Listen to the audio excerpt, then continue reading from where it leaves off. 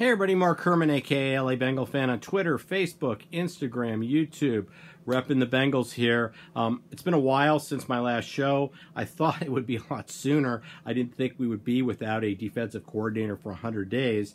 In my last episode, we knew we were getting Brian Callahan as our offensive coordinator, which I was really happy about. We knew Zach Taylor was coming, hadn't officially been announced yet, but the Super Bowl hadn't taken place yet.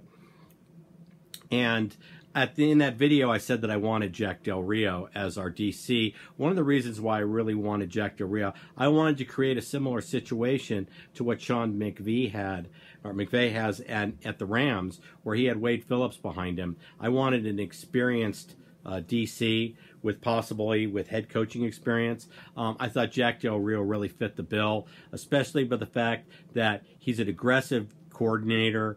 He knows how to develop linebackers and runs a 4-3. He fit checked all the boxes for me. The sad thing is he wanted the job. He and Zach had a phone conversation, and there was no meeting of the minds. He wasn't a good fit. I don't know if Zach, whatever the reason was, I can speculate that Zach didn't want to hire his potential replacement.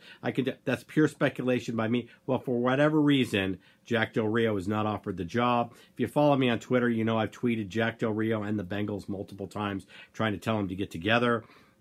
Didn't happen.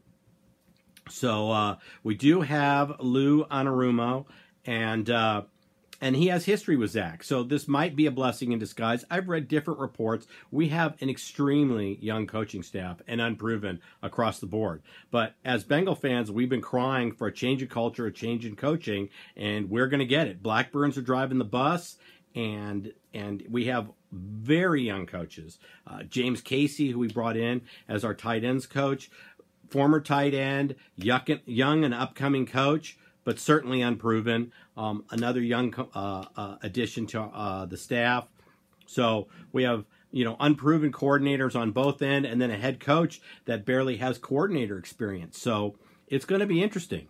But we wanted a change. Guess what, guys? We're getting a change. I'm really excited to see what they can do. A lot of talk about drafting a quarterback. I would really like to see what Zach can do with Andy Dalton this year, if he has that same thing. Believe me, there were a lot of people in Los Angeles crying that Goff was a bust. So until McVay came in and Zach Taylor and these guys started working with Goff. So I'm not closing the door on Andy Dalton. I think we have other needs, and he's our quarterback for this year.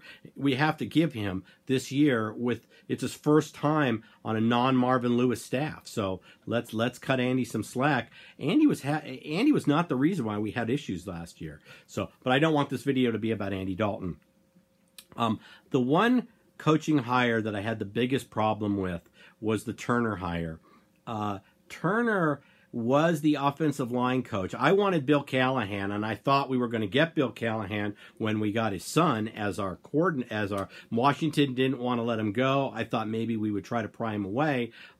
We turned and we hired Turner. Turner was the O-line coach during the Bullygate scandal in Miami. Now, I'm not going to hang all that on him because there was a lot of factors going into it, and we now see that Richie Incognito was not very mentally stable. Neither was Jonathan Martin, so maybe that had a lot to do with it, but I'm not going to rely solely on that. But I am going to hold him accountable for his behavior at A&M. This guy ran a 2016 Chalk Talk thing for women, and he put up some really inappropriate slides. I'm in a chat thread with Daddy-O from D&H. If you haven't seen his videos, please check them out. But I'm sure a lot of you who are watching this video watch Ace Boogie and all that, and watch Daddy-O.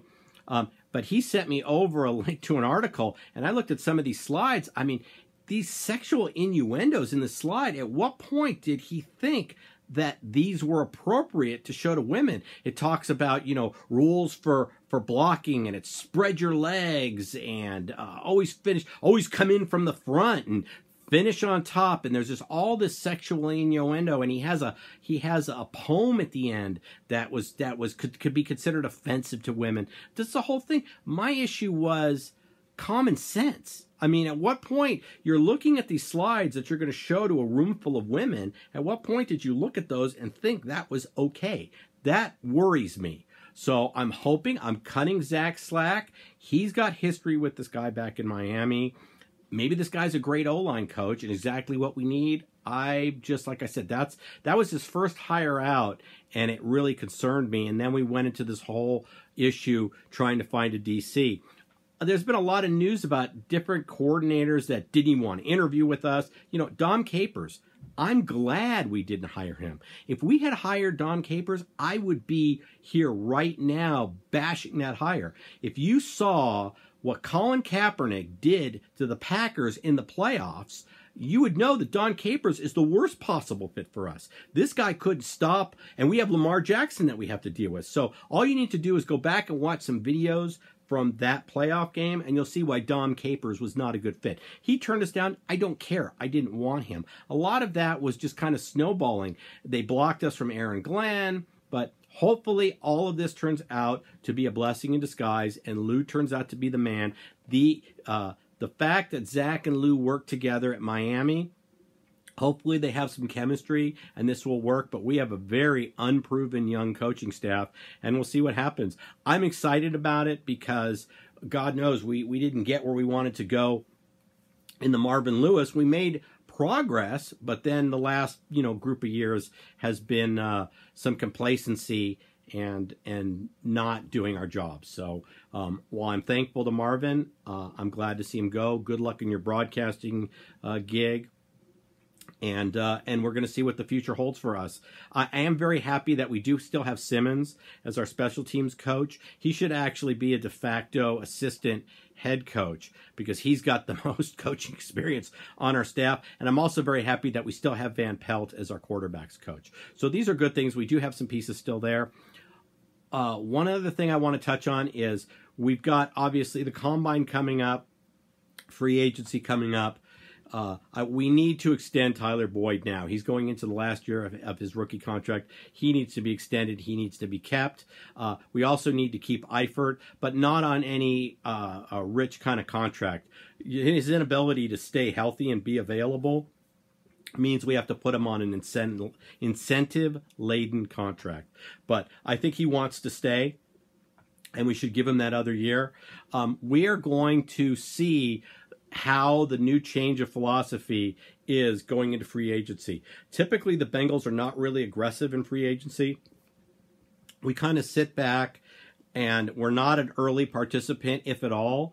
And then when we do jump in, we jump in for bargains, which I'm happy about. I don't want to overpay for some of these free agents, but I would like to see us address, maybe before going into the draft, address offensive line. If we're going to spend money, if C.J. Mosley is not franchise tagged, we need to go after him aggressively. It's a twofold. We get a great linebacker that we absolutely need. I mean, can you picture Mosley alongside Vigil plus anybody else we draft? And it hurts the Ravens. So that would be one of those things. If Mosley is not franchise tagged, we have to go after him aggressively. Other than that, we're going to see if there's a change in philosophy with the Blackburns running free agency. So let's see how that goes. In terms of the late hire that I keep reading about, and how we're behind the eight ball because we just announced our defensive coordinator today. That has got nothing to do. The coordinator's not picking anything. He's still been tracking the players going into the combine. So it's not like he's been sitting around in Bermuda not doing anything. He's been getting ready. And most of our personnel decisions come outside that anyway. Zach's been in place. In Duke Tobin we trust. Duke Tobin's been a great drafter. They're the ones doing the bulk of the work. So I'm not concerned about that, but we did want him before the combine, and we do have him before the combine. So that's good. So I'm interested to see how we address free agency. I'm going to apologize for this video running long because I try to keep them around 5 minutes, and I'm already see that I'm at the 9-minute mark. I'm going into trial next week. I do expert witness work. I've got a trial starting next week. So if I'm slow to get back to your comments and answering, I'll do the best I can. But I'm sticking this video up now. Number one, being timely with the hiring today of our defensive coordinator. And also because next week I know I'm not going to be able to get a video up. So here, that's it there. I will put up something more, probably closer to free agency, see how things are going. And once again, let's see how things progress. I can't say what I used to say about Marvin. I'll say good luck being in the broadcast booth, Marvin. But I will say, fuck Mike Brown until we get back to the Super Bowl. And hopefully this is a step in the right direction to getting there. So there's a lot of excitement in the fan base with the change. And I'm going to say hooday to everybody. And let's see how free agency goes, okay? And we'll talk soon. Have a good evening, everybody.